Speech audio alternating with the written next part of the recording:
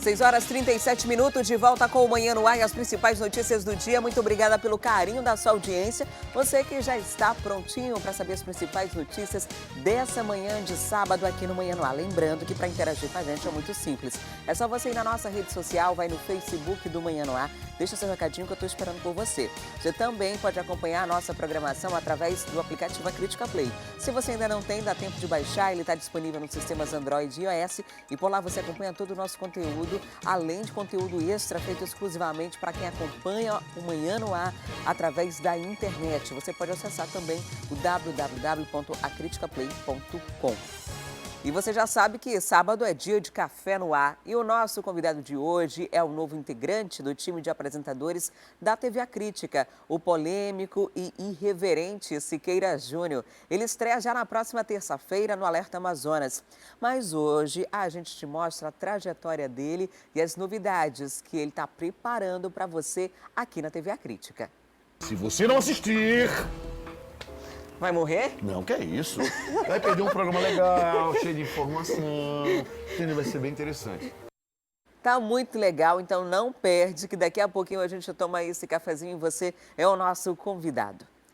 A gente começa essa edição falando dos casos de um acidente, na verdade. Uma mulher que morreu e outras 3 pessoas ficaram feridas em um acidente de trânsito na Avenida Mário Ipiranga Monteiro, no bairro Adrianópolis. O motorista perdeu o controle da direção e bateu em um muro.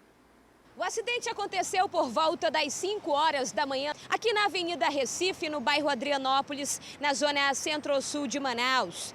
De acordo com os policiais da 2ª Companhia Interativa Comunitária, um carro modelo Mini Coupe estaria trafegando em alta velocidade por esse trecho aqui da Avenida Recife.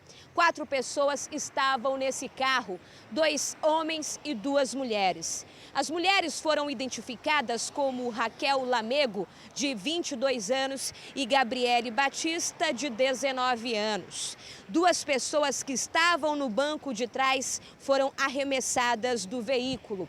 O condutor teria perdido o controle da direção e colidiu com um muro aqui da Fundação Allan Kardec. As pessoas que foram arremessadas foram socorridas e levadas para o Hospital e Pronto-Socorro 28 de agosto. A jovem que estava ao lado do condutor, identificada como Raquel, ficou bastante ferida e foi reanimada por uma equipe do SAMU aqui mesmo no local. Ela não resistiu aos ferimentos. O motorista, que não teve o nome revelado, também foi atendido pela equipe do SAMU e levado para o Hospital e Pronto-Socorro 28 de agosto. Os policiais militares, no momento que atenderam essa ocorrência, encontraram várias garrafas de cerveja dentro do veículo. A equipe do Corpo de Bombeiros também foi acionada, porque, segundo a polícia, o carro tinha risco de pegar fogo. Por causa desse caso, o trânsito ficou bastante complicado aqui na Avenida Recife. Muitos condutores que estavam trafegando por esse trecho tiveram uma certa dificuldade. Os agentes do Manaus Trans foram acionados e conseguiram controlar essa situação. A polícia acredita que o condutor estaria dirigindo sob efeito de bebidas alcoólicas. Esse caso deve ser investigado pela Delegacia Especializada em Acidentes de Trânsito. E agora sim os casos da área policial, porque o motorista de aplicativo foi preso aqui na capital, suspeito de assaltar os passageiros. Segundo uma vítima rendida na Avenida São Jorge, ele usava uma arma de fogo para coagir os passageiros a entregarem um celular. O mandado de prisão preventiva contra o motorista de aplicativo foi expedido pela 10ª Vara Criminal da Comarca de Manaus e cumprido na manhã desta sexta-feira.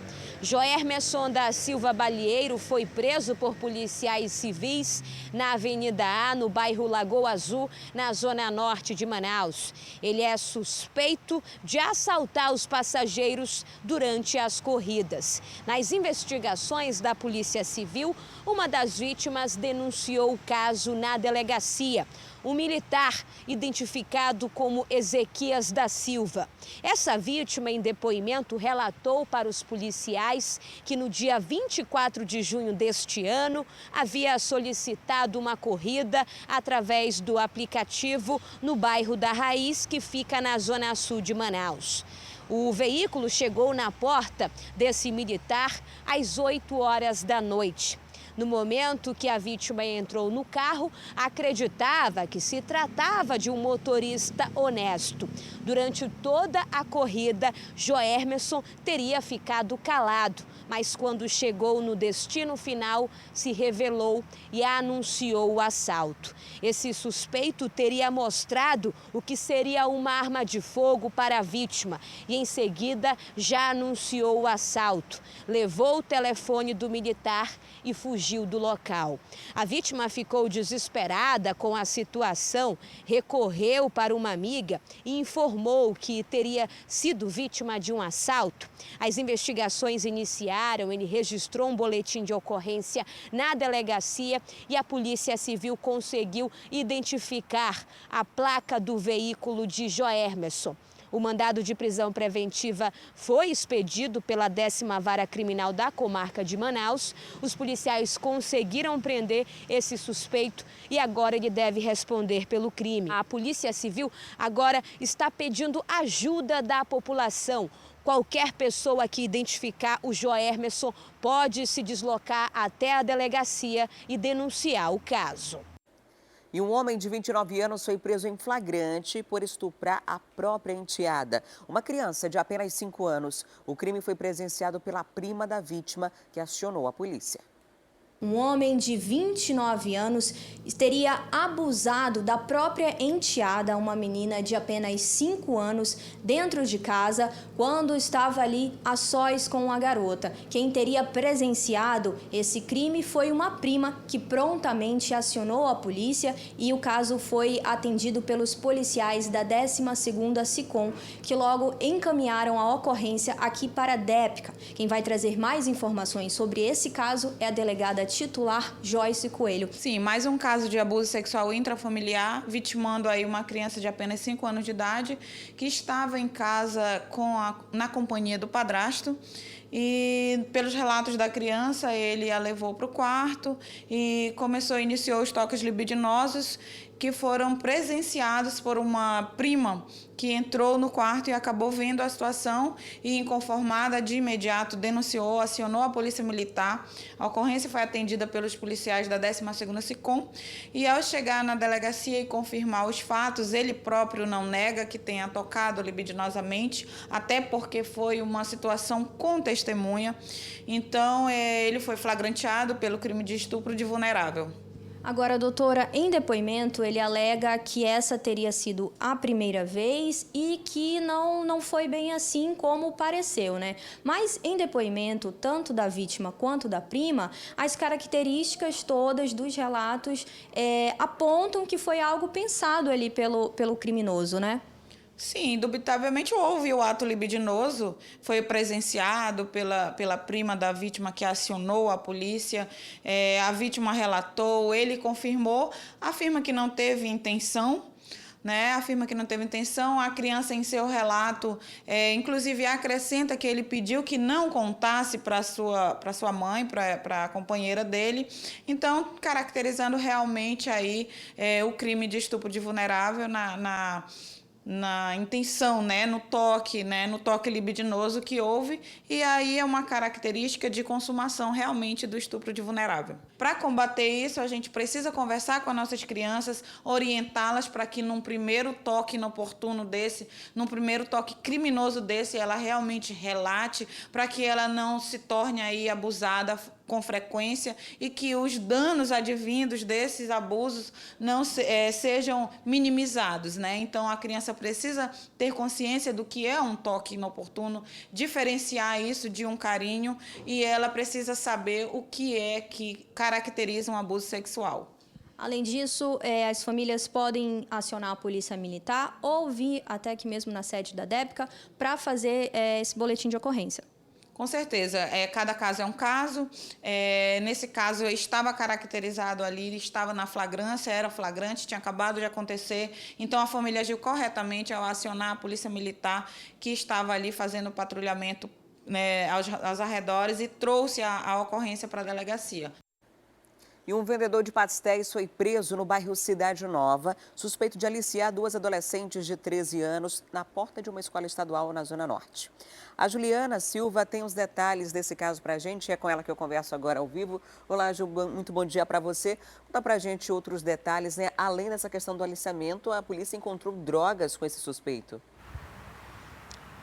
Exatamente. Bom dia, Adriane, para você. Bom dia para você que está em casa nos acompanhando neste sábado. E é isso mesmo. Além de drogas como maconha e também trouxinha de cocaína, a polícia também encontrou produtos eróticos, além de revistas e filmes pornográficos, viu, Adriane? Tudo isso aconteceu na manhã dessa sexta-feira, quando a gestora da escola estadual Ana Neire Marques da Silva, localizada no bairro Cidade Nova, no Conjunto Galileia, ela denunciou o caso à 15ª SICOM, que foi quem atendeu. Os policiais, eles foram até a escola, onde o Valvernac Barbosa da Silva, de 58 anos, ele trabalha vendendo pastel. E justamente aí foi que ele se aproveitou das duas adolescentes de 13 anos. Ele estava oferecendo pastel para as meninas e, além disso, segundo a diretora da escola, ele teria oferecido presente se as duas fossem até a casa dele. Quando a polícia prendeu e foi também até a casa do suspeito, ela encontrou todo esse material que a gente já falou. E sobre as drogas, o neto dele, que é o Anderson Gabriel Silva Curico, de 21 anos, ele disse que era dele também parte desse material. O Anderson foi encaminhado à sexta SICOM e o Valvernac, ele foi encaminhado para a Delegacia Especializada em Proteção à Criança e o Adolescente. Os dois, eles vão ficar aí detidos nas próximas 24 horas. Segundo a polícia, eles passarão por audiência de custódia, viu, Adriane? Volto com você. Tá certo, Juliana. Muito obrigada pelas informações. E ontem o interior do Amazonas foi alvo de uma operação das Forças de Segurança Pública. Mandados de prisão, busca e apreensão foram cumpridos pelo Departamento de Polícia do Interior. Foi realizada a Operação Municípios Integrados, sob o comando do Departamento de Polícia do Interior. No Rio Preto da Eva, pelo menos 2 pessoas foram presas. Eles estavam em posse de munições e armas. A primeira prisão foi do vulgo Doutorzinho, no bairro Carlos Braga. Ele foi identificado como Cleuson Rocha de Souza. Ele estava com 2 armas de fogo, uma pistola PT-840, calibre 40, com numeração raspada, e um revólver calibre 38, mais munições de calibre 40 e 24 munições de calibre 38 e a quantia de R$ 8.750. Ele tem antecedentes criminais. Em 2015 foi condenado à associação criminosa e ao tráfico de drogas, sentença condenatória. A polícia então se deslocou logo em seguida a um ramal onde conseguiu localizar mais um homem aí com munições intactas. Ele foi identificado como Francisco Idabel Negrão Batista. Ele estava com 12 munições calibre 40 e 4 munições de calibre 38. O crime foi de posse irregular de munição de uso restrito da polícia. Agora a gente vai também até o município de Tefé, onde 3 homens foram presos por mandado de prisão também, viu? Uma das suspeitas foi detida por tráfico de drogas, sendo encontrada 30 porções de supostamente maconha e a quantia de R$ 1.400 em espécie. O outro suspeito foi detido, pois possuía um mandado de prisão em aberto por vários assaltos cometidos na cidade de Alvarães. Todos esses 3 aí que vocês estão vendo no vídeo foram detidos durante essa operação e foram encaminhados à delegacia da Polícia Civil do município para os procedimentos legais. Aqui na capital também teve operação. Durante a terceira fase da Operação Imperium, deflagrada ontem, 60 pessoas foram presas e 5 adolescentes apreendidos. Os suspeitos estão envolvidos em crimes como tráfico de drogas, homicídios, latrocínios, roubos e furtos. A ação envolveu policiais civis e militares de diversos departamentos e companhias interativas comunitárias. Foram apreendidos um revólver calibre 38, drogas, celulares, um facão, dinheiro e uma balança de precisão. Eu quero inicialmente parabenizar e agradecer a dedicação dos policiais militares e dos policiais civis. Vários deles saindo de serviço, nós estamos com essa operação já há 3 dias, ela não se encerra hoje, amanhã 10 horas nós vamos dar um outro balanço da operação e vários policiais saindo de serviço, acordaram de madrugada, vieram para a rua novamente para dar uma resposta positiva para a nossa população. Durante a semana, a Polícia Militar fez mais de 90 prisões, tirou mais de 40 armas de fogo de circulação. Hoje, cumprindo 30 mandados de busca, apreensão e de prisão, 60 pessoas, 60 presos e 5 menores apreendidos. Amanhã teremos um balanço de, certamente, muito mais presos, tirando de circulação, para que a nossa população possa ter o seu ir e vir garantido com toda a tranquilidade. As prisões foram feitas em 12 bairros da capital, algumas em flagrante. 60 presos e 5 adolescentes apreendidos. Todos os suspeitos estão envolvidos em crimes como tráfico de drogas, homicídio, tentativa de homicídio, latrocínio, roubo, furto e, inclusive, violência doméstica. Foram cumpridos pelo menos 30 mandados de busca e apreensão e também de prisão em 12 bairros de diferentes zonas aqui da capital. Segundo informações da Polícia Civil e também da Polícia Militar, muitos desses suspeitos eram foragidos da Justiça, pelo menos 9, e alguns, inclusive, utilizam tornozeleira eletrônica. Fases iniciais e agora não foi diferente. Sem dúvida, o Estado ele está demonstrando com essa ação aqui, mais essa ação, a terceira fase da operação, é a 28ª operação integrada, que o Estado não vai recuar. E nós não vamos deixar que a ousadia dos bandidos possa amedrontar ninguém. Nós estamos nas ruas, essas ocorrências de forma atípica que aconteceram estão sendo combatidas com firmeza, com veemência, e a minha determinação é que a polícia esteja com rigor nas ruas. Nós já, durante essa semana, nós já apreendemos cerca de 47 armas e 92 flagrantes. Segundo informações da Polícia Militar, algumas ações foram concentradas na Zona Sul, em resposta aos criminosos que recentemente usaram bairros daquela região como palco para uma briga entre facções rivais pelo comando do tráfico de drogas na área. Muitos desses suspeitos são pelo crime de tráfico de drogas, foram presos pelo crime de tráfico de drogas. Algumas dessas prisões ocorreram inclusive ali naquela região do Crespo, uma área onde o confronto entre facções está sendo constante nesse período. Constante, mas nós, a partir do momento que nós recebemos a informação, imediatamente, por determinação do secretário de Segurança e do comando da PM, determinação minha, nós atuamos não só lá, mas em todas as áreas que estavam convulsionadas. A Polícia Militar se fez presente, inclusive prendeu parte desses meliantes, esses criminosos foram presos e a Polícia Civil em cima disso trabalhou, com o trabalho de investigação para que o restante do bando fosse preso. Alguns suspeitos vão ser encaminhados para a audiência de custódia. Já os que tinham mandado em aberto vão direto para uma unidade prisional. E durante essa operação, um foragido da Justiça do Pará morreu após um tiroteio com a polícia na zona leste de Manaus. O homem era suspeito de matar um agente de trânsito após receber uma multa e estava escondido aqui na capital desde janeiro. O homem que aparece na imagem é um foragido da Justiça do Pará, identificado como Josenildo Azevedo Costa, de 35 anos, mais conhecido no mundo do crime como Neco. Esse suspeito já possui 3 mandados de prisão em aberto e foi baleado durante uma abordagem feita pelo Grupo Fera, no bairro Tancredo Neves, zona leste da capital. Quem vai dar mais detalhes sobre essa ação e também sobre todas as investigações que levaram até a localização desse suspeito é o coordenador do Grupo Fera, delegado Juan Valério. Há quanto tempo vocês já estavam investigando esse suspeito, delegado? Bem, na verdade foi uma ação conjunta das polícias civis do Pará e do Amazonas. Aqui no Amazonas foi levado a cabo pelo DRCO, Departamento de Repressão ao Crime Organizado, e o Grupo Fera com a parte operacional.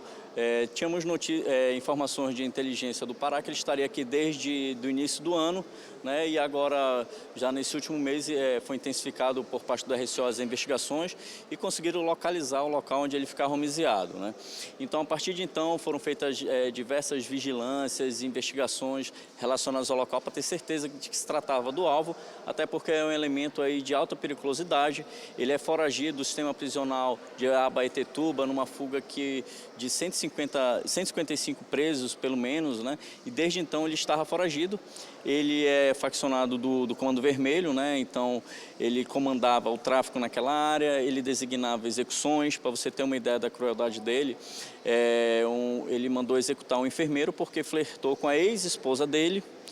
E em relação à atual esposa, teve uma multa de trânsito, ele mandou executar o agente de trânsito que ele deu aí a multa, né?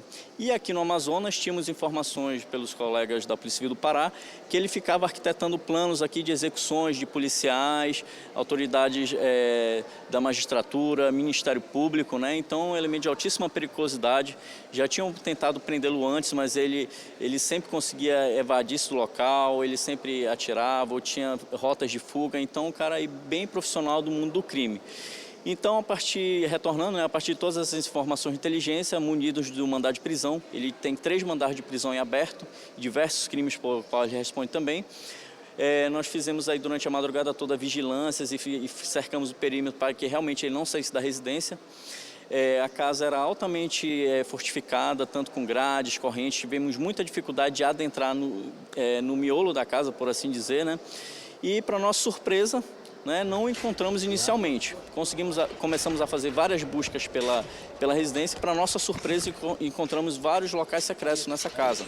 Era um verdadeiro bunker, né? Uma fortaleza mesmo. Conseguimos aí transpor alguns obstáculos já dentro da casa, inclusive móveis, mobílias, e conseguimos identificar o local que ele estava, né? Verbalizamos que ele se entregasse, ele não se entregou, tivemos que arrombar esse local e, mesmo assim, para nossa surpresa, ele saiu de lá atirando na gente, né? Ele atirou na gente, felizmente aí não atingiu nenhum policial e tivemos que responder à altura para afastar essa injusta agressão em legítima defesa mesmo, né? Ele foi alvejado pelos nossos policiais, prestamos socorro a ele, levamos até o hospital, infelizmente aí ele não conseguiu resistir aos ferimentos e veio a óbito. Eu digo felizmente porque o papel da polícia é preservar vidas, nós só agimos com energia quando nossa vida é posta em risco, né? Delegado, trata-se de uma liderança do tráfico de drogas ali no estado do Pará? Exatamente. E agora vai continuar o trabalho por parte do RCO, né, o delegado Simval Barroso, para identificar possíveis conexões que ele poderia estar fazendo aqui no Amazonas, né? A casa dele, apesar de uma área popular, né, ela não chamava muita atenção, mas tinha um muro muito alto e a parte interna da casa de alto luxo, tinha piscina, eletrodomésticos de alto custo, ou seja, ele estava mesmo aqui ditando as ordens daqui para Pará e estava vivendo uma vida aqui bem tranquila e bem confortável. Delegado, ele estava escondido aqui na capital há quanto tempo e qual que era a relação desse suspeito com o estado do Amazonas? E ainda uma outra pergunta, ele tinha família, essa família foi constituída aqui ou ele trouxe de lá? As pessoas que estavam com ele todas são de Abaetetuba, foram devidamente oitivadas no DRCO, né? Então, o que ocorre é o seguinte, talvez ele tenha utilizado rota de fuga aqui no estado do Amazonas, né? Devia estar fazendo conexões até para fortificar as suas bases lá do tráfico em Abaetetuba e no estado do Pará como um todo. Ele era uma pessoa muito temida, então para ele de repente ficar fazendo essas conexões, enviando droga e as ordens, ele poderia ficar comandando sem necessariamente estar no Pará, onde ele era uma pessoa muito conhecida e poderia facilmente ser identificada e ser presa, né? E 9 pessoas foram presas durante a nova fase da Operação Maus Caminhos. Entre elas, a ex-primeira-dama do Estado, Nejmi Aziz, e 3 irmãos do senador Omar Aziz. Eles são investigados por crimes de corrupção passiva, lavagem de dinheiro e organização criminosa. Presos são investigados pelo Ministério Público Federal, suspeitos de envolvimento no esquema criminoso que desviou recursos da saúde pública do Estado. Foram presos Nejmi Aziz, esposa do senador do Amazonas, Omar Aziz, os 3 irmãos do parlamentar, Amin, Murad e Mansour Aziz, e 5 pessoas ligadas à família. Foram encontrados esses elementos, indícios do recebimento de vantagens indevidas por esse agente que detém um cargo de senador. No início da investigação, ele era o ex-governador, quando o Instituto Novos Caminhos assumiu a gestão de algumas unidades de saúde no estado. Segundo a Polícia Federal, nenhum mandado de prisão preventiva foi expedido contra o senador Omar Aziz, mas a Justiça proibiu o senador manter contato com os investigados e ele não pode sair do país. Vale salientar que os fatos objeto de investigação, eles remontam à época em que esse indivíduo, esse nacional, ocupava o cargo de governador do estado do Amazonas, cargo este que ele não ocupa atualmente. Sendo os fatos daquela época, por decisão do Supremo Tribunal Federal, que considerou que os fatos não têm relação com o cargo atualmente ocupado por esse nacional, por essa autoridade pública, por esse servidor público, ele decidiu por devolver essa investigação à Justiça Federal de primeiro grau. E, nesse momento em que houve a devolução da investigação, as investigações foram retomadas pela Polícia Federal. O delegado da Polícia Federal falou sobre a participação dos suspeitos no esquema de desvio de dinheiro público. O avançar das investigações foram detectadas por meio de medidas autorizadas judicialmente, colhidos elementos, sejam documentos, seja conversas interceptadas, mensagens de celular obtidas de que havia o pagamento de vantagens direcionado a esse agente público e também aos seus parentes, esses fatos, eles se adequam ao tipo penal de corrupção passiva e também a participação em organização criminosa e além de crimes de lavagem de dinheiro também.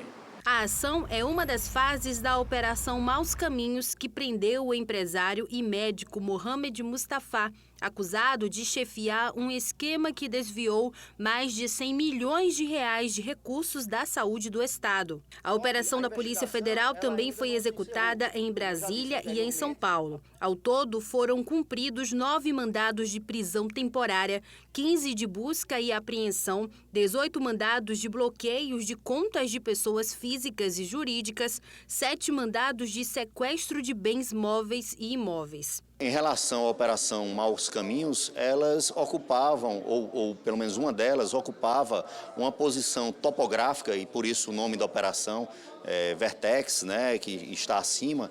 Então, a posição que a pessoa ocupava foi o que possibilitou a prática dos crimes que foram investigados na Operação Maus Caminhos. A ex-primeira-dama Nejmi Aziz foi transferida para o Centro de Detenção Feminina e os 3 irmãos, Amin, Murad e Mansour Aziz, foram levados para o Centro de Detenção Provisória Masculino, o CDPM-1, na BR-174. E os municípios de Manacapuru e Iranduba tiveram abastecimento de energia suspenso ontem após o rompimento de um cabo subaquático na margem do Rio Negro. A Juliana Silva está ao vivo e tem outras informações para a gente sobre esse caso. Olá, Juliana, a suspeita é de que esse cabo tenha sido furtado, né? Exatamente, Adriane. Olha, há suspeitas, como você disse, que tenha sido furtado. O mesmo caso aconteceu no mês de fevereiro deste ano, nos dias 14 e 18 também, onde as pessoas ali daquela localidade, elas passaram mais de 24 horas sem energia. E aí, a mesma coisa aconteceu ontem e pelo menos até a meia-noite deste sábado, eles estavam sem energia, viu? E até agora, a gente acabou de receber a informação, eles continuam sem luz por lá, viu, Adriane? E olha só, segundo a distribuidora de energia elétrica, eles enviaram uma nota à imprensa falando sobre os procedimentos que eles vão fazer até agora, porque a equipe da distribuidora já descobriu qual foi o local exato onde teve esse rompimento, esse furto, dos cabos. Eles já se deslocaram para lá para tentar resolver toda essa situação. E em nota, ela falou o seguinte: abre aspas, o equipamento danificado, assim como suas conexões, é importado e não são disponibilizados no mercado. O trabalho de recuperação é bastante complexo e serão feitos todos os esforços necessários para ser resolvido ao longo deste sábado, fecha aspas. E essa foi a resposta da distribuidora em relação aos trabalhos que vão ser aí, então, feitos ao longo de todo o dia de hoje, viu, Adriane? A gente precisa lembrar aí, né, a toda a população que manuseio de cabos como esse, né, de alta tensão aí, que são subaquáticos também, eles podem trazer consequências gravíssimas, podem até levar à morte, né, além de prejudicar toda a população, viu, Adriane? Volto com você. E o pior, Ju, que não é a primeira vez que isso acontece, né? Que o cabo subaquático ali na Ponte Rio Negro é furtado. E eu tenho dificuldade de entender por que se faz isso, né? Quanto vale a própria vida do ladrão? Porque o cabo subaquático, ele é um cabo que vai levar energia para aquela região e com certeza pode trazer uma série de problemas para quem furtar. Além de responder criminalmente, pode morrer durante esse furto. A última vez que isso aconteceu, Manacapuru e Iranduba ficaram semanas aí sem nenhum tipo de energia elétrica. E aí quando você fica sem energia, Ju, tem um problema de desabastecimento mesmo, não tem como segurar, os mercadinhos não tem como se manter, não tem geradores, a comida estraga, quem tem comida em casa também perde esse alimento, os produtos que precisam de armazenamento, os produtos perecíveis, todos são perdidos, enfim, é algo que não tem justificativa de você furtar. E algumas das vezes em que já houve furto, quem furtou morava numa dessas cidades, ou seja, ele mesmo ficou prejudicado. E quando a gente fala aqui do verão amazônico, ficar sem poder botar pelo menos um ventilador em casa durante esse mês é algo muito difícil, né? Muito difícil, viu, Adriane? Realmente é algo, né, que inexplicável, porque se a pessoa vai e se prejudica também, é uma coisa que não dá para explicar, né? E como você falou também, né, algumas pessoas elas vivem aí de mercadinhos, esse comércio, né, no interior é bastante forte, onde as pessoas fazem a refrigeração de alimentos, então pelo menos algumas horas sem luz já é bastante, né, prejudicável aí a toda a população. Imagina 24 horas, né, que é aí o tempo que poderá durar toda a manutenção e que vai poder voltar aí a energia até as casas, até o comércio. Isso se resolver só com o material que se tem aqui, né? Se não for precisar comprar de fora. E a gente vai ficar aguardando, torcendo para que as pessoas de Manacapuru e Iranduba não tenham tantos impactos por conta de mais um furto de cabo. Muito obrigada, Juliana, pelas informações. Até daqui a pouco. Até mais. Agora a gente faz uma pausa para o intervalo e daqui a pouco a Juliana Silva vai trazer informações direto da Feira do Caçã. Se você vai receber a família nesse fim de semana, tem que conferir as opções de alimentos fresquinhos, direto do produtor. E no Café no Ar de hoje, meu convidado é o novo apresentador da TV A Crítica, que estreia na próxima terça-feira, polêmico e irreverente Siqueira Júnior.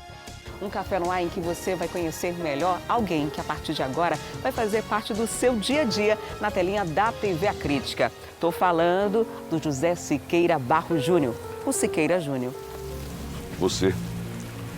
Sim. É você mesmo, maconheiro.